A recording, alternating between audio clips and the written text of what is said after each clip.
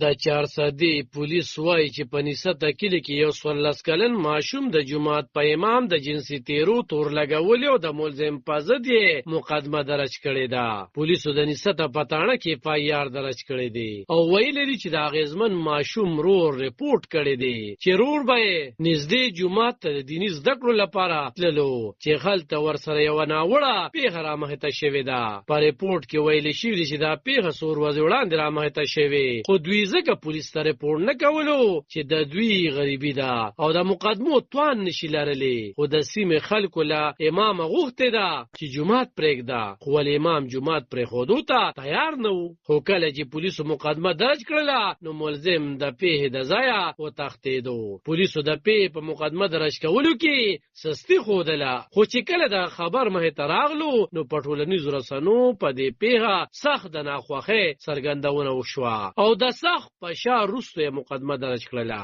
د مقدمې درج کولو وروسته د پولیسو لخوا یوه خبرپاڼه جاري کړې شوه چې پکې ویلي شوي چې د پولیسو مشر سلیمان ظفر د دې پیښې سخت نوټس اخیستی او د تحقیقاتو امر یې کړی دی. پولیسو د ماشوم د بیان په اساس د قانون مطابق مقدمې درج کړي او د تورن تن د نیولو لپاره پلټنې پیل کړي دي. پولیسو ډاډ ورکړي چې د متاثره کورنۍ ته به انصاف ورکول کیږي. د غیر دولتي ادارې سایل د شمیرو لمحې په کال 2023 کې د ماشومانو په وړاندې د تاوتریخوالي 3340 پیښې راټولې کړې شوې دي. په دې کې د جنسي تیرې، تختونې، د اروکو ماشومانو قضیې او د ماشومانو ودونه شامل دي.